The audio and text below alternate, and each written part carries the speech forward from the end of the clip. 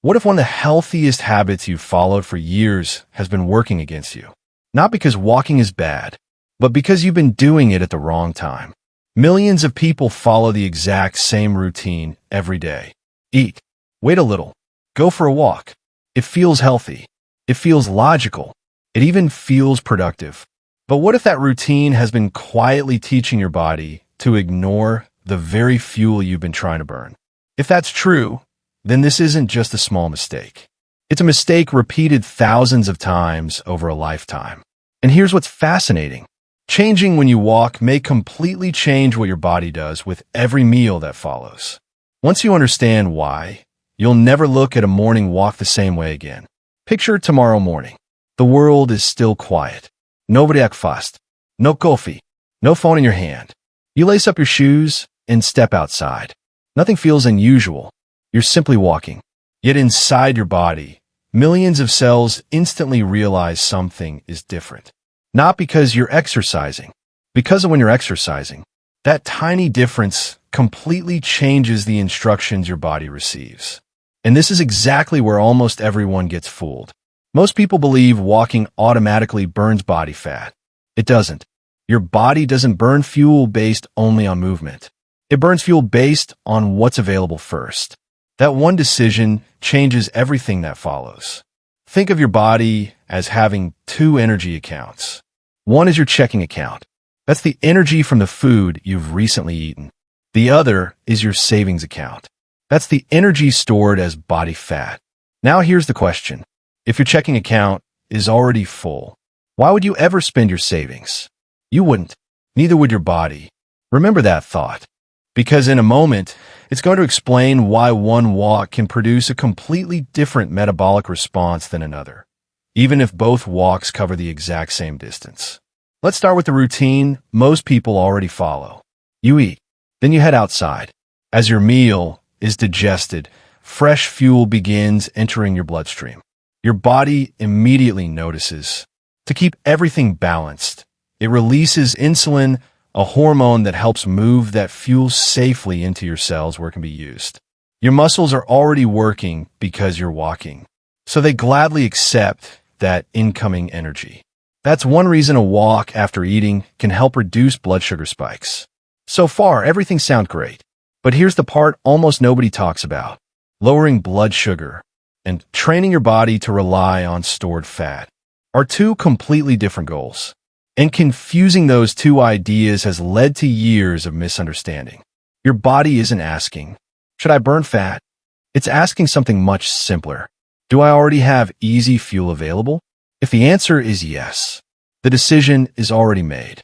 Fresh energy gets used first, not because your body is stubborn, because it's incredibly efficient. And that's where the story takes an unexpected turn. Most people think the real battle is eating fewer calories. But long before calories become the issue, your body has already decided which energy account it's going to spend from. That decision happens quietly, automatically, long before you ever notice the results in the mirror. Now think about what happens if this pattern repeats every day. Fresh fuel arrives. Fresh fuel gets burned. Again, and again, and again. Eventually, your backup energy system gets called on less and less. That doesn't mean it disappears, but it does mean your body becomes less practiced at switching over to it quickly.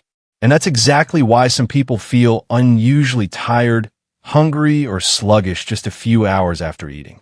The real reason has very little to do with willpower and everything to do with a system most people don't even realize exists. Now let's flip the entire story. Imagine you wake up, but this time you don't eat first. You simply step outside and begin walking. Your stomach is quiet. No fresh fuel is arriving. Every step still requires energy. Your muscles still ask for fuel.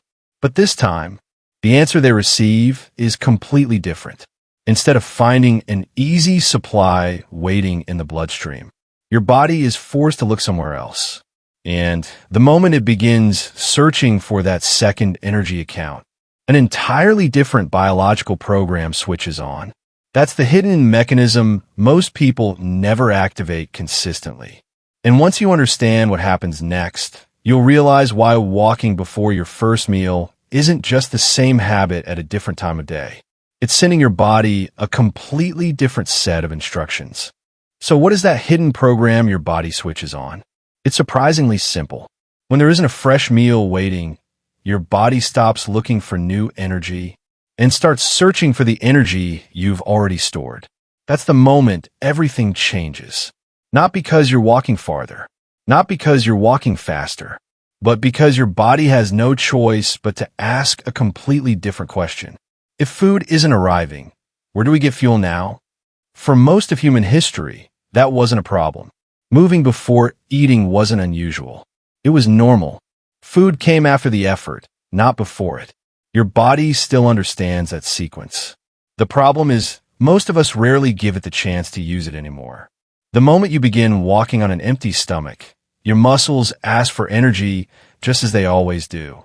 The difference is, there isn't a fresh stream of fuel flowing in from a recent meal.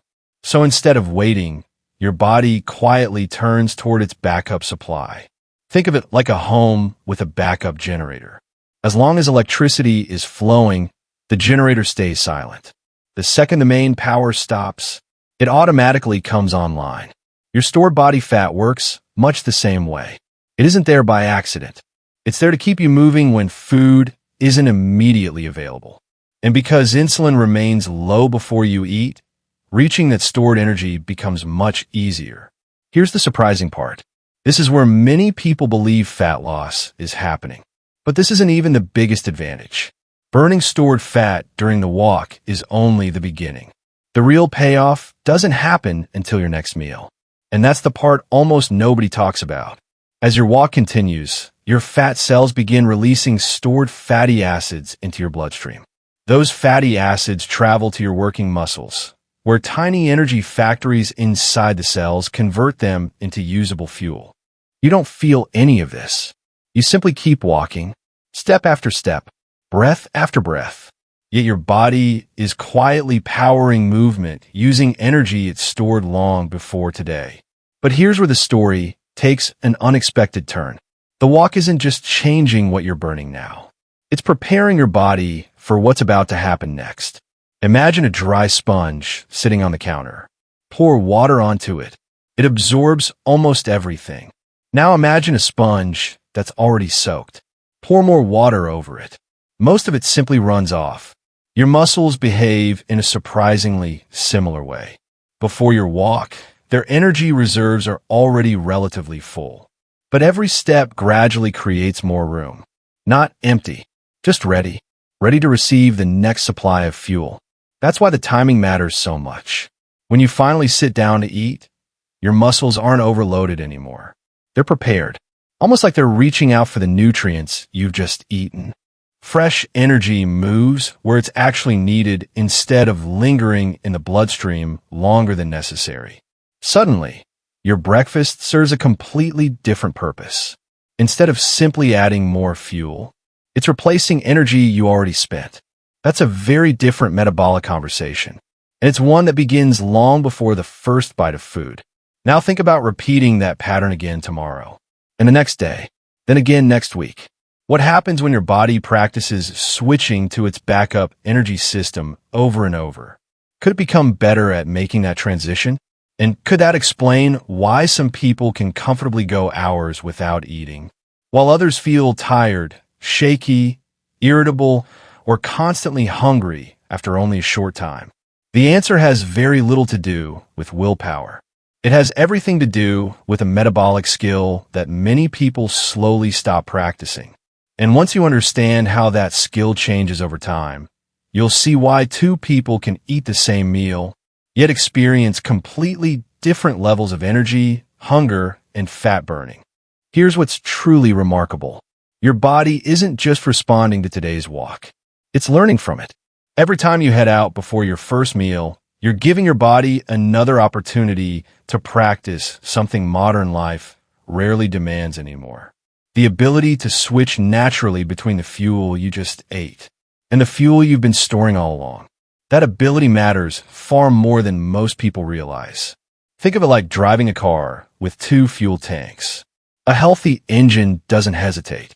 When one tank runs low, it simply switches to the other and keeps moving. Now imagine driving that same car for years while using only one tank. The second tank is still there, but the engine becomes less accustomed to relying on it. Your body works in a surprisingly similar way, and scientists actually have a name for this ability. They call it metabolic flexibility. The name isn't what matters. The skill is. Here's where modern life quietly changes the rules. Many of us rarely spend much time without fresh energy arriving.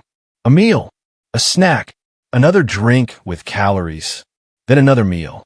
When fresh fuel keeps showing up, your body has fewer reasons to practice reaching for its reserves. Now here's the misunderstanding. Many people assume feeling hungry every few hours means they've run out of energy. Often, that's not the case at all. The stored energy is still there. The challenge is smoothly switching over to it. It's a bit like owning a pantry full of food, but rarely opening the door, because takeout keeps arriving before you ever need it. The food never disappeared. You simply stopped depending on it. That's why regularly walking before your first meal can become so valuable over time. Not because one walk magically transforms your metabolism, but because every walk reinforces the same biological lesson. We know how to use our stored energy. Repeat that lesson often enough, and your body becomes more confident making that transition. That can lead to steadier energy, fewer dramatic swings in hunger, and a metabolism that responds more smoothly throughout the day. Now, does that mean walking after a meal has no value? Not all. A walk after eating is still one of the simplest ways to help your body manage the fuel you've just consumed. But it's solving a different problem. Walking after eating helps your body deal with fuel that has already arrived. Walking before eating prepares your body for the fuel that hasn't arrived yet. One manages today's traffic. The other improves the entire road system. And that's a difference worth remembering, because your metabolism isn't a machine that suddenly breaks one day. It's a skill that's either practiced or slowly forgotten. So tomorrow morning, before heading to the kitchen, try heading for the door instead. Take a comfortable walk. Let your body rehearse a pattern it was designed to perform. And if you enjoy uncovering the hidden science behind everyday habits, subscribe for the next episode. Sometimes the biggest transformation doesn't come from doing more. It comes from doing the right thing at the right time. If this changed the way you think about your morning routine, let me know in the comments. Do you usually walk before breakfast or after? I'd love to see what your routine looks like.